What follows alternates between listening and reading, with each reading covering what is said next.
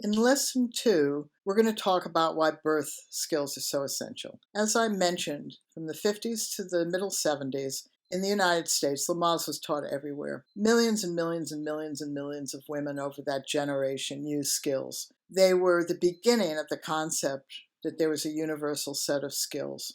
But they were trying to achieve natural birth, pain-free labor, with no medical interventions for those women who were having a low-risk normal pregnancy. That was a primary mistake that was made.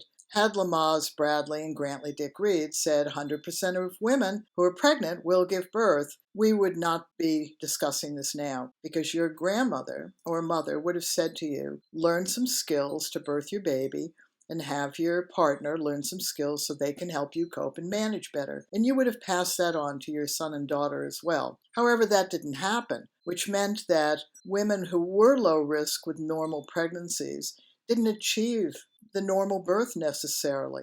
And so it's really important to understand that the choice-based trend that we're in now came in the late 1970s because the birth advocates in the 1970s said, see, skills don't matter. They don't achieve a natural birth, pain-free labor with no medical interventions for low-risk normal births. So they were buying into the mistake. And they then made a bigger mistake, which was that we should use choice to say no to medical care. And the reality is we can't separate childbirth. Every baby is an important child, and every birth is an important birth. And every family wants their birth to be empowered. And so Birthing Better Families in the early 70s recognized this mistake that was made and continued to recognize it as that mistake grew bigger and bigger. And we just developed skills for all births. If you lack skills to do any activity, you don't feel as competent.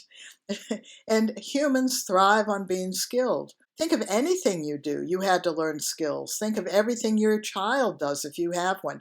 They're learning skills all the time. We have never had a skills-based approach to childbirth except in that small arena from 1950 to the 1970s in only a few countries.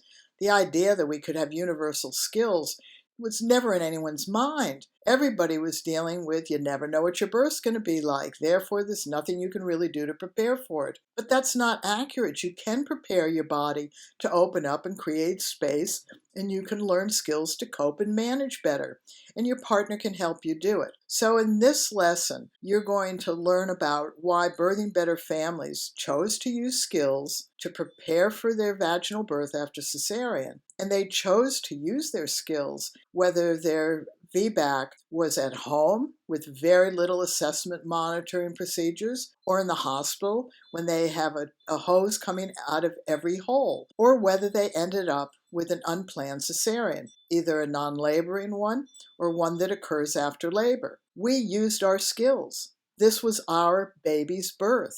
We got pregnant to have a baby. We didn't get pregnant to have a type of birth. We want to grow a skilled birthing population, and we want you to be part of it. You can use skills to birth your baby. It's always an activity you and you alone do with your baby. So do it skillfully. That's what will empower you. Let me give you another secret. We used to call it trial of labor, to which the natural birth movement said, there's no trial here. Well, yes, there is. Labor equals hard work. The vaginal part is very, very short. No cesareans really are performed in second stage. So you really want to get through the hard part, and then you're more likely to have the vaginal part. So it's really important you become skilled. Just remember, it only takes 5 to 15 minutes a day for you to learn the skills so that you can work through your baby's birth journey.